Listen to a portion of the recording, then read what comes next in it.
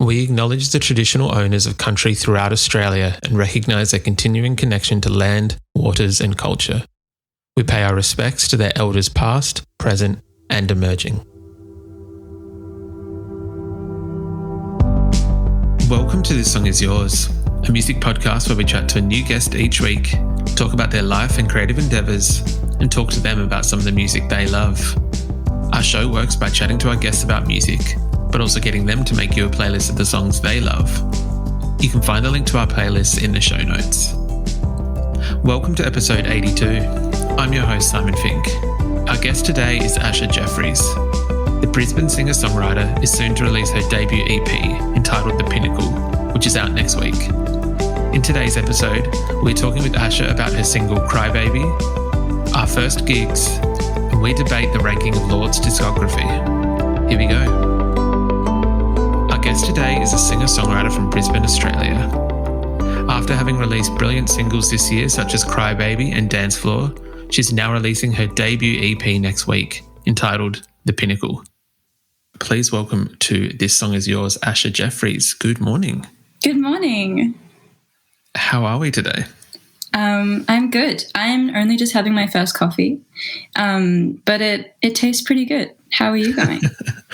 I'm very well, thank you. I might have had one or two more than my first already today, but just trying to get into the day. So fair. Firstly, I wanted to chat about Crybaby. It is a hit. I'm calling it a hit. In my opinion, it's a fantastic song. Congratulations. Thank you. Thanks. Yeah, I really feel like I was thinking about the inner Taylor Swift in me when I was writing it. So that means a lot. Thank you. I can see tiny little sprinklings of T-Swizz in there. That makes sense. Yeah. I get that. Yeah, just like those kind of like country overtones. I don't know, just the kind of melody that a T-Swizz would write. Where did the initial catalyst for the song come from? Because I think please correct me if I got this wrong, there was a breakup that was then not a breakup. Correct. Yes. So it was like probably around this time last year, and I'd been writing some songs in the studio with my friend Aidan Hogg, off and on kind of writing with him. And the way we were doing it was going into the studio and just kind of laying down a soundscape to the song. So I guess one time we went in and I was kind of very flustered and like very in shock of like going through a kind of like on a break thing with my partner at the time. And we went into the studio and like laid down some chords and like a structure for the song. And I walked out feeling very unfulfilled. Like I was just like, that session sucked. Like I have no idea like how to write about this. And it just felt so underwhelming. And then I came home, and then that night I wrote like the chorus for Crybaby, and then it was just like, wow, this is the song now. We just can do all the rest for it. That's very cool.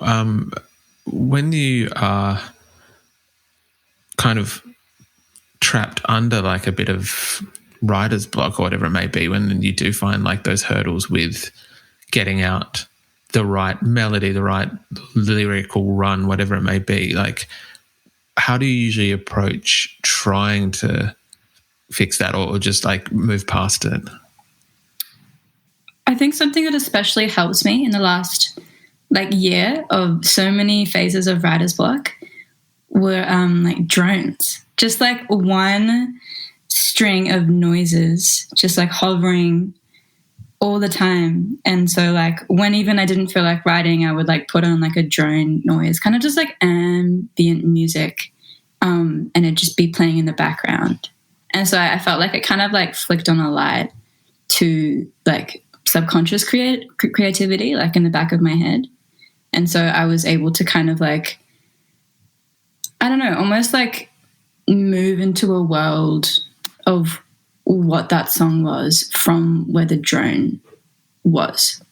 And then I think like another thing that I really found helpful was writing as if no one is going to hear it, because I feel like that has been like the biggest part of my creativity block, is like, oh, like someone else is going to hear this, like what are they going to think, like I have to make it better, like it has to be different. So yeah, I think just writing as if it's solely for me means that like I connect with it so much, and then I can share it with other people, and keep reconnecting with myself while doing that. Yeah, of course. I find the idea of the drone technique really interesting, because would you find that maybe you'd try that technique, have like 4 or 5 songs, and then depending on the ambient music or the drone, like all the songs are either in the same key or have like a connecting feature between them? Or yeah, it was very easy for them to sound all the same. So I did make a big, like, I guess, kind of decision to, make drones in like different keys. And then like the best thing about the drones is that I found that it really like made me think outside of like normal chord structures. And it also like made me sing in keys with the same chords that I wouldn't normally. So it really just like stretched out like the space of like, where am I singing? Where is the melody? And like, where is the space that we're singing in? Yeah, I can imagine it would kind of not test you, but like it would like push the boundaries slightly when you're trying to create and do that. These songs, so we are speaking to you a week before the EP comes out, the Pinnacle. Congratulations. Thank you. Thanks. Of course. We were very lucky enough to have a little bit of a sneak peek at the EP, which is fantastic. I will touch on that in a second. The songs themselves, there is like a bit of a change, not a change in sound, but like I'm curious whether the drone technique kind of made you rethink like sonically what your songs sound like. It absolutely did. Like my whole entire like process to writing changed. I was so used to writing songs on guitar, and it was such a quick process for me. Like I'd just do it, and then I'd have all these songs, and then I'd go into the studio with a band, and then we'd record them. But this, like the songs for the EP, the process was so different. Like it was such a slow and building and like thoughtful kind of thing where we were like constructing these songs very slowly. And really like, I think the biggest journey for me was kind of opening up my eyes into the production of the songs, and like the drone really enabled me to like, it's kind of like I walked into a room where the song was playing. Like the drone like just really like opened up what was happening. Yeah. So, and even just the process of going into a studio and writing the song from there changed the whole entire experience so much. And it was something that like I've never really been into as much, but I think it really like pushed me and challenged me to think about writing in a different way. Yeah, of course. I can imagine that. Yeah, it would have that kind of effect on you.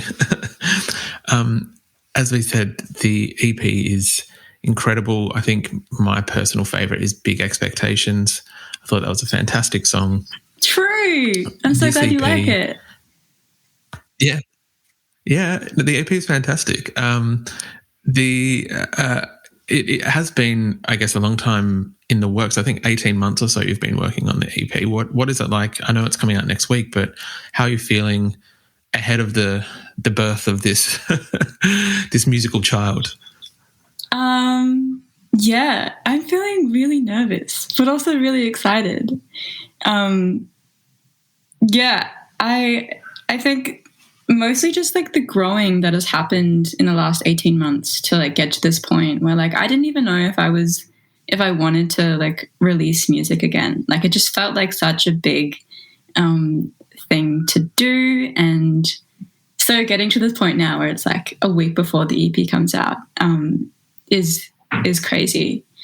And it's also really funny, like being able to move on from the phase of like when I was writing these songs and like, you know, I feel like I'm moving into a different phase of my life. And it always happens when you release music. Like you write about something that you're going through and then it takes so long and then you release it. And then you can release it looking back at what you've been through and you feel wiser and you feel like you've grown from it. Yeah, 100%. It's something that I imagine, do you find yourself when you are kind of having to promote the EP, release the EP, eventually in Australia, hopefully tour the EP, that it's an interesting thing to continually have to revisit these emotions and these scenarios that you previously were in? Yeah, absolutely. It's something that I never really fully thought about until I started doing it. But being a songwriter, you're kind of like capturing an emotion and then you're playing it on stage, you're talking about it, you're posting about it online. Like you're like totally just again and again and again reverberating the emotion that you once felt, which I think can also be like super, super healing. But there have definitely been some songs that I've written and then I was playing them live a whole bunch when like, you know, playing live a whole bunch was a thing. And it just got to a point where it was way too much to sing these songs. Like I just had way too much like a strong emotion associated with it that I couldn't share it with people, and it took me time to be able to have like the right amount of distance from the song. Like especially a song called Break that I released earlier in the year. That's just like a side single, not on the EP, but it's a song that I really needed space from before I could properly like talk about it and like release it. Yeah, of course. One of the singles off the EP, Dancefloor, is another gorgeous track. It gives me Sharon Van Etten around the time of like her Are We There Yet era, the second or third album, kind of vibes. That does deal with like mental health and that kind of stuff. I imagine that writing a song like that and having those experiences that we just discussed do you ever kind of go into it being like, shit, I'm going to have to sing about this time and time again? Yeah, definitely. Yeah, I think A Dancefloor is such a song about like depression and then like all the stigma around depression and then like not knowing how to talk about it, not knowing how to like express it, because like feeling suppressed and having suppressed emotions is such like a yucky feeling that like so many normal things would help express, like being creative and dancing and all these things. So yeah, I think over time, like having the right relationship with it, like being able to like tap into those emotions and have it be healing instead of like it being like it putting you down when you're playing it, is like a really tricky kind of thing to balance. Yeah, of course. When you're writing, do you ever find any apprehension in, I guess, maybe not apprehension, but like any censorship within yourself that's thinking that you're going to have to revisit them? And I guess, do you ever look at changing things due to having to, you know, continually have reliving these emotions or having them? Yeah. Yeah. I think like I do subconsciously like censor some things. But something that I've kind of really been trying to train myself to do is like just write for the sake of like journaling, like do it as if like it's like a diary entry, do it for myself. And even if it's like a song that I write that's like so personal and like maybe like you know, it should be censored, at least like that puts those emotions on a platter for me to digest and then like write a different song about that has like you know, similar emotions but not as intense. But I also think that like when I write super personal songs, they're always my favorites, and they're always the ones that I want to talk about and show people, because it's like, hey, this is a part of me that I feel like you might connect with. And it's just like, it's that scary it's that scary thing of being vulnerable enough to like, hey, this is how I feel, do you feel like this too? Yeah, of course. I imagine it's a very scary feeling. Like you're showing a part of yourself, really. It's also like super exhilarating though. It's a bit of both. It's so fun. It's like a scary rush. With your songwriting technique, I believe, and I could be wrong, you've been songwriting since around the age of like 12 or 13. Yeah, have. How long did it find you to kind of find like a technique that worked for you? And as you said, like that you get to a point where those are your favorite that you write. How long did it take to find like ways that you're happy to write and things that you're happy to share with people?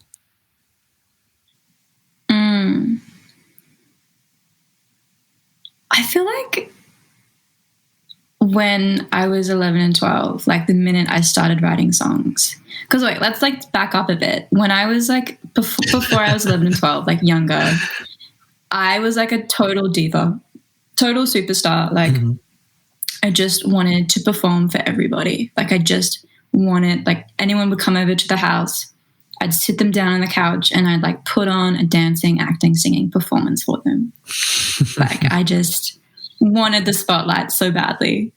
And so I think when I started learning guitar when I was like, 10 or 11, and then naturally just kind of started writing songs, it was such a performative thing. It was such like I need to show everyone because I've done this. So that's a really funny part of, just writing songs and showing anyone them. But and then I think like as I started becoming a teenager, there was like that awkward, like, oh my God, like, do I feel this way? Should I write about it? Like that doubt and that fear around all the crazy things that go on when you're a teenager.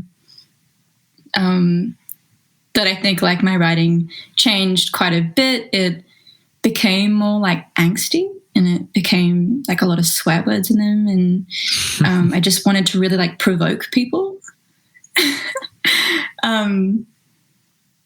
And then I think since kind of growing out of this like teenagehood angsty phase, it's so much been about like, instead of an outward expression, like instead of it being like, hey, this is a song I wrote, the writing process for me is so much more about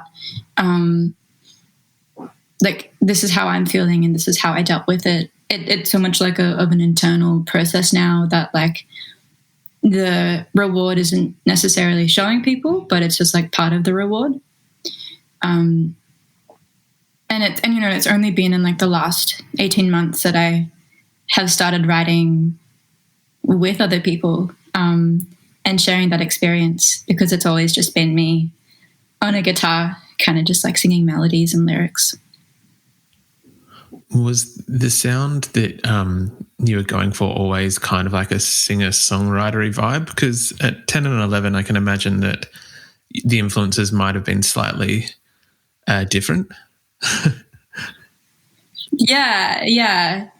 I loved Hannah Montana and like Hilary Duff, and like that has always been an influence. Nothing wrong with either of when that. I think I was like 11. Yes. Oh, exactly. When I was about 11, my dad took me to the Woodford Folk Festival, which is like, like an hour out of Brisbane. And where we're from.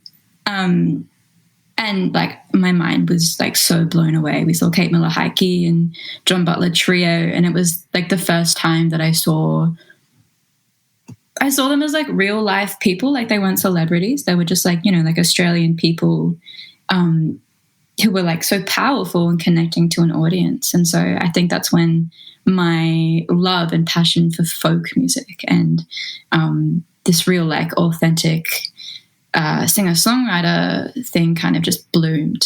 And yeah, I just fell in love with the guitar and being able to say whatever I wanted to.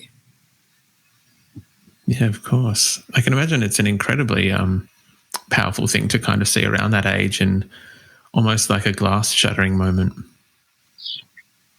Totally. What was your first live show? My first live show was it was 1997, and it was Savage Garden's first album tour. Oh, true. Where was it? We used to live in Sydney, so it was at the City Entertainment Centre. I think it's called something else now, but it was as a like a young kid. I think it was like 10 or so, and it was just like mind blowing to see. Well, both, because the nice thing, and I will always defend Savage Garden, not to, is that one was a musician, one was the songwriter. It was nice to see that both kind of like did their thing and were able to do their thing, like perform, be like confident and, you know, a little bit of dramatics in it, but also the other, like the musicality and playing everything. And it was just, yeah. Anyway, enough about me and Savage Garden. No, incredible. I'm so glad. Yeah, Savage Garden. Amazing. Asha, speaking of live shows, you were lucky enough to be able to start and, to my knowledge, complete a tour this year when you took Crybaby on the road. I did. You're so right. We did miss Sydney. Sydney went into like a little restriction zone. But yes, I toured in May, which is crazy. It's a crazy sentence to even be thinking of saying this year that you finished a tour, bar Sydney. What were those shows like, and what was it kind of like after last year, being able to get out and play shows and see people? Yeah, I had changed so much. Like I had became such an introverted, inward hermit shell. So going on tour really freaked me out. Like it took a lot of just like outward energy and confidence to do it, because it's so scary, like going to another city and not knowing if people are going to come and see you play, and just like, you know, so much effort and energy. But it was just so rewarding and so beautiful. And it was so like connecting, like just, yeah, it made me realize like, oh, okay, like I play music and people listen, and I play live shows and this is what happens. Like it just like reminded me of like something that was so usual, and it made me so grateful for touring and live performing. But I especially loved going over to Western Australia because I love it so much there, and it's just like such a great community of creatives. And we stayed there for a week and did some like traveling and exploring. It was awesome. That's cool. I think it's in this day and age, like it's those little things that you're able to do that I imagine feel quite special. And it is. Did you find any difference in your audience when you came back? Only because I feel that in the last year or so, even before our interview today, like the name Asha has been appearing on posters and in blogs, you know, on the radio. I feel like your persona is getting more and more star power, more Hannah Montana as each week goes by. Have you found that? That's honestly like the nicest thing that anyone has ever said to me. I'm glad we could. Well, I stand by it. I will stand by both. Crybaby's a hit, and you're becoming Hannah Montana. Yeah, we found that some people went into lockdown the first time round with a small fan base audience, and then once they re-emerged and toured, that they were playing venues bigger than they thought, due to people, discovering you in lockdown and in these times. Was there any kind of did you find that with any of the gigs you played? I'm not really sure. Like, my perspective of me connecting with the audience in Australia is like I felt like I was doing a lot like pre-COVID, and then when COVID hit, I totally just went offline, and like, as I said, like, became a hermit. Like, I just really didn't connect a lot with people online, just because it felt so confusing, and like with not having a lot of like physical face-to-face interactions, like online interactions with people I didn't know, like just felt like it didn't make sense. But I think like this year, and kind of like I felt like I've re-emerged, just in terms of playing and what I'm releasing and stuff like that. I think that there has definitely been like a difference in crowds, and it's been super interesting to play those shows and how different everyone is. Like, everyone's like a little bit awkward and like pretty excited, and like just like the energy is so different. Like, it feels like such a special experience. So it really like has changed from COVID, but I think it's like made everyone so grateful, and it's for live music. 100%. I think that there's a certain electricity in the air, almost, as you said. Like, it is a little bit more sacred in a way, that like you're able to be at this show and it's exciting and everything else. So yeah. Asha, usually we would ask our guests what they're currently listening to. Is there anything at the moment, any album, any single, whatever it may be, that is currently getting a thorough spin on your record player, streaming service, whatever it may be? Yes. So I'm loving Lorde's Solar Power. I feel like that's quite a controversial thing in my community at the moment, of people. Like, some of my friends like really aren't vibing it, and I've had to like really sit them down and like convince them that this new Solar Power record is just like incredible. Just great hot girl summer vibes that I'm so here for. I've also really been loving like Nari. She just released a record. I think it's called 3, and the first song on it is called 3 and is incredible. It's like so beautiful and sad. Do you want one more? Should I give you one more? Have I given you one? It's totally up to you. Yeah, we can. I'm curious. It is slightly controversial with Solar Power, only because I feel that everyone's initial take was that it wasn't bad, it wasn't great, it just was. But I think, oh my God, I'm such a big Lorde supporter. I think that she wanted it that way. You know, like, she'd had like 2 big records that like changed the whole entire pop industry. She just like wanted to like chill and like do some things that were like kind of a bit spicy. She chilled out a little bit, which I really respect. And I can definitely agree with that. I think what is it? I initially took that stance that it just was, and then I have come around to it that it is a really solid record. It's not, you can't go in expecting Melodrama Part 2, but like Dominoes and Big Star, great songs. It's a really good record. Great sad songs. What is your take on it? Like, have you been a big Lorde fan? I like Lorde. What was the first album? That's embarrassing. Pure Heroine. That one was okay. Melodrama I thought was a classic. And this one, it's pretty good. I think you have to like Pure Heroine was okay. Yes. Really? He says sheepishly. It was good. I felt that.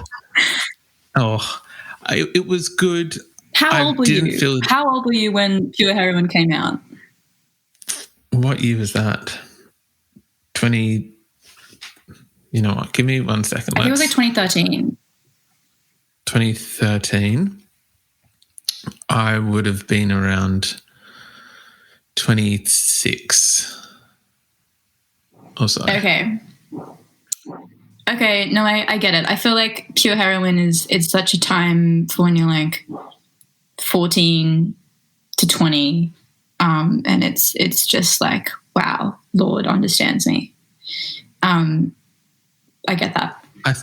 I think that was maybe it. Like, I can appreciate the musicality of it, the lyrics of production, the perspective that she's giving on that time. But I think, you've hit the nail on the head, is that there might have been like a connection thing that, like, I am not a teenage girl who can recognize these things. And, but yeah, Melodrama, I thought, was a classic. That album just was huge.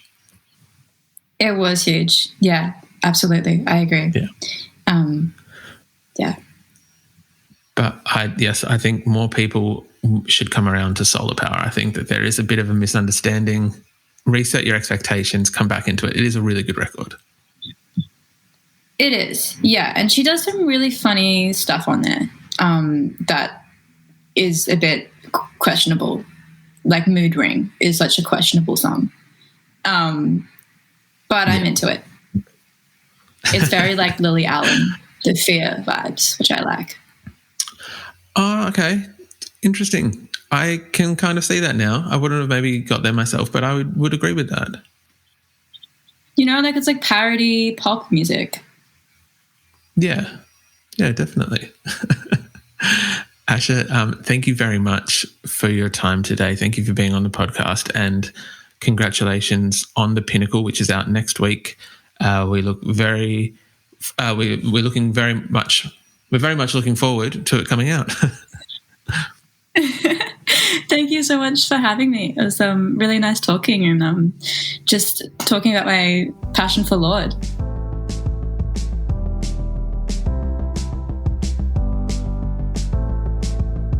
And that's our show. A massive thank you to Asha for her time. The Pinnacle is out next week, and we've left links in the show notes if you'd like to stream her music or pre-save the EP.